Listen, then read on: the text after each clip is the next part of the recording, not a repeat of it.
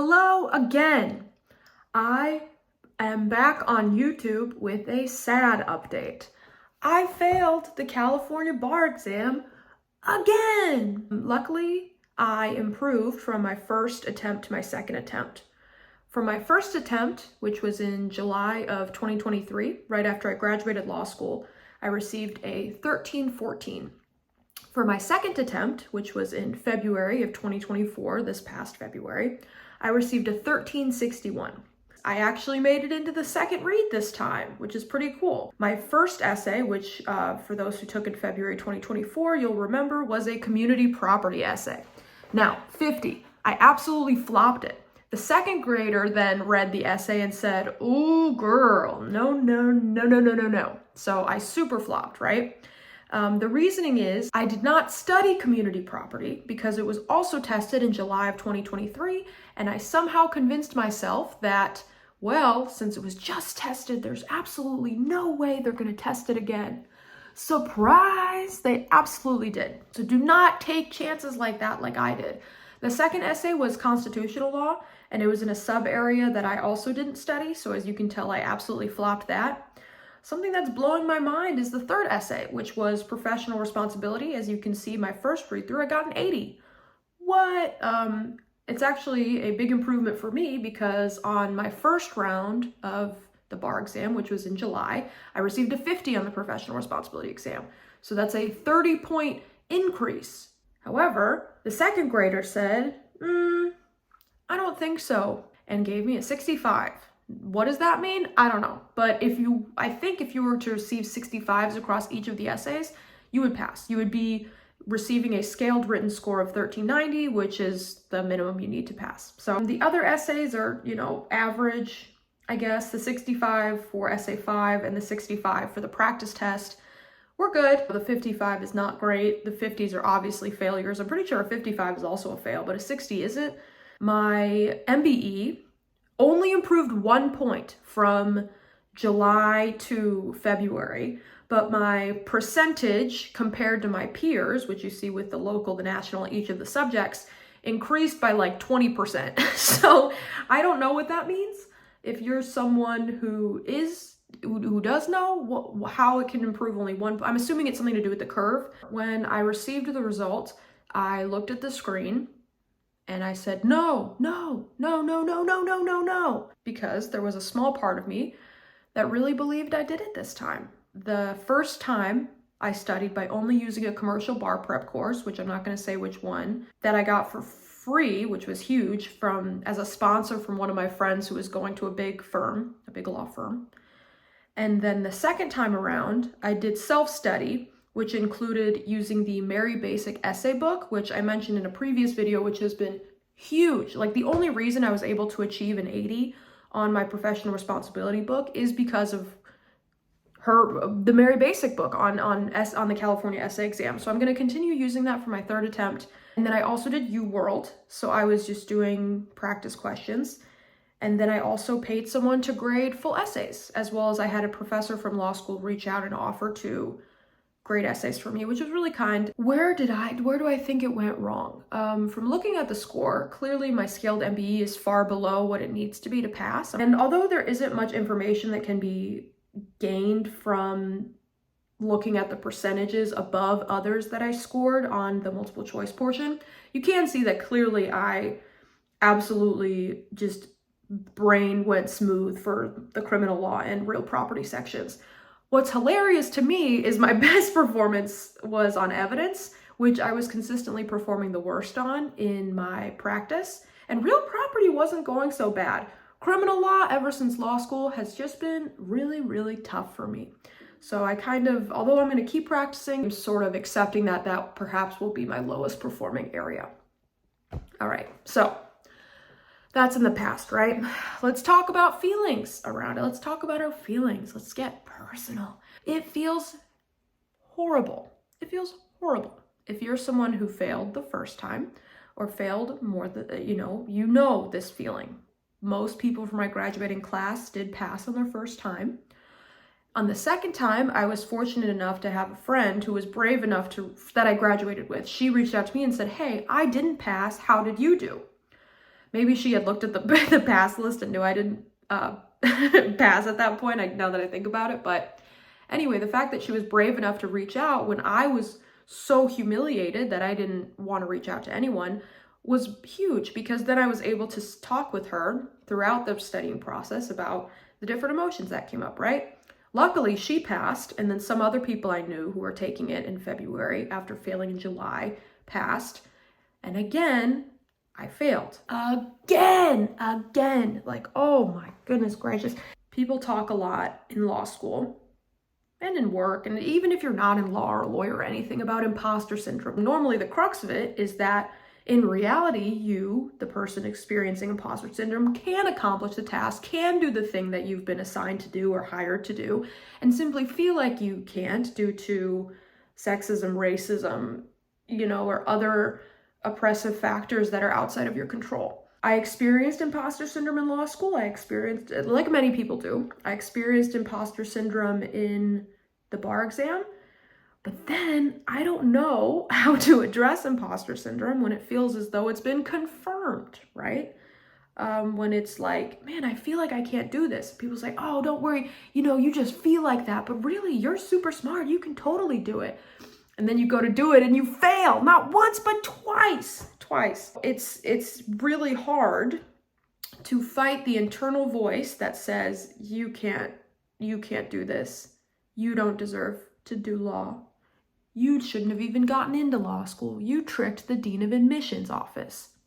The only solution, besides these videos, that I have come up with to fight these thoughts, these negative self-talks, these mean inner voices, is to counter with facts and logic, right? Very cringe. But one of my favorite responses that actually my therapist told me was, so when I said, I feel like I tricked the admissions office into letting me into law school. Oh my gosh, I'm such a moron. I knew I couldn't do it. I can't believe they let me in. She was like, it's their job to admit students, right?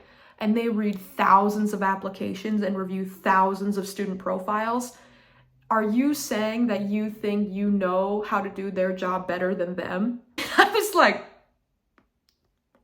like I had not considered that I was doing that. Another one is this sense of, oh my gosh, why would anyone want to hire someone who failed the California bar exam more than one time? Even one time. I felt like that after my first time, right? And that one, I have only found able to counter it with examples of people from my law school who have also failed, not once, but twice or more, passed eventually, and are now working as attorneys. That I was only able to do because I reached out to the dean of students at my law school. If you have something similar, I highly encourage you to be like, hey, I'm an alumni. I paid you a lot of money. So please, if you are aware of any other students who went through a similar process of not passing, could you please connect us? Or could you please ask them if they would be open to me reaching out to them over email or call or LinkedIn, whatever it is. That is the best way I can think of to sort of counter that narrative. Those are some things that I have been doing to fight this mean self-voice, because hopefully I said this at the beginning of the video, I am going to be taking the exam again in January. July. That shows you where my brain is. I'm hoping it's getting more wrinkly, but you never know. I am going to be working full-time still at this great job. I do think I'm going to be taking days off instead of an entire month off, just because I can't. This time, before I was like, oh, I can't take a month off, and then I could. This time I actually talked with people before the video, and I can't take a month off, but I can study in the evenings, and I can study on the weekends, and then I should be able to take at least one day a week off, aside from weeks that have federal holidays off, in which case I'll just study on those days in the time leading up to the exam. What am I doing this time that's different from my first two times? I hired a private tutor. Yeah, I did. And I'm spending over $6,000. Now, one thing I really gotta say, because this is expensive, is my parents are helping me pay for it. That is privilege, okay? So that is not something that is accessible for everyone. I'm not saying like, oh, you didn't pass, you should get a tutor. It would really help, because it's not very accessible. I feel desperate, honestly. Like, I feel desperate. I really want to pass. Now, here's something crazy, okay? So in the first meeting I had with the tutor, I said the name of my law school, and they said, oh, how did you hear about me? And I said, oh, a professor at my law school recommended you because people from my law school who had not passed previously had had worked with you and passed on subsequent attempts. And they said, wow, that's amazing. I didn't realize professors at your school were recommending me. And I said, oh, but haven't you worked from students from my school before? This tutor had worked with students from my law school before. And he said, yeah, I have. I've actually worked with several people from your graduating class, but that was during their first attempt. And I said, huh? What? And he said, yeah, normally they find out about me through word of mouth. And I said, wait, people are using tutors on their first attempts? He said, yeah, people do that all the time. My jaw was on the floor. Maybe other people in my position already knew this. I was under the impression that everyone was just doing some version of the same commercial bar prep course, that everyone, because they were either getting the bar prep course through their firm or because they had been sponsored by someone going to a big law firm the same way I was. I had no idea that private tutors for the bar exam even existed, genuinely. And I don't know if, maybe you're watching this and you're like, okay, or maybe you're like, wait, people get private tutors for their first attempt? Yeah, they do. Part of why I've been feeling like such a moron is because I thought everyone, all the people who are supposed to be on my same level, as in like they graduated the same class as me, did the same classes as me, and then did the same commercial bar prep course, passed on their first try with all the same materials I had. And although that is probably true in certain, with a lot of people, it's not true for everyone. And so there's absolutely people who were using tutoring, who knows, maybe also knew of the Mary Basic books, who were using things beyond just their commercial bar prep course in their studies for the first exam. And I'm thinking like, oh my gosh, I've been so hard on myself, right? And I have to imagine at least somebody else out there is also hard on themselves, because they're like, well, if all these other people similarly situated to me, graduated from the same class as me, from the same law school as me, are able to pass using the same things I did, and I can't pass using the same things, I am lesser than them. But this is another instance where, context, I'm the first in my family to go to law school. So also, getting into law school, I feel like all the time I'm like, wait, what? Huh? How'd you know to do that? How'd you know to do that? Huh? What? Like all the time.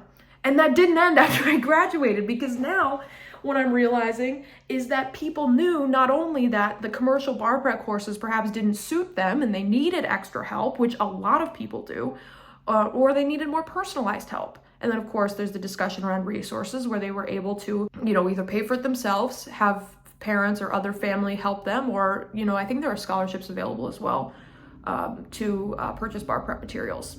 If you are someone like me and, either now or in the future, and you're like, man, I am the dumbest little nematode on the whole planet because of everything I mentioned earlier, you're not. Because honestly, in this profession, in achieving a JD, in achieving bar passage, there are so many secrets. What I mean by that is people will say, oh yeah, I'm relying on this commercial bar prep course. Oh yeah, I'm keeping up with the tasks from the bar prep course. They will not say, unless you ask, I'm not accusing anyone of lying, but they will not say, and I got a private tutor. Because there's this sort of unspoken, hi worm. Because there's this unspoken sort of shame. There's just shame. It's just shame, I guess, where everyone, I keep saying everyone, but I don't mean everyone because I can't prove these things. But I'm going to say everything, just everyone, just because it's a YouTube video and it'll probably get like 2 people watching it.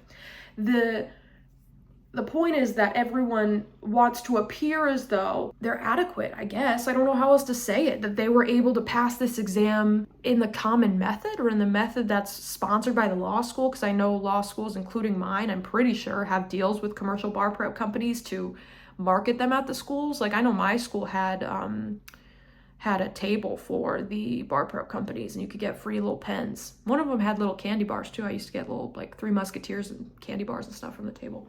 So much for that. That's just how it is, and I don't really know what else to say about it.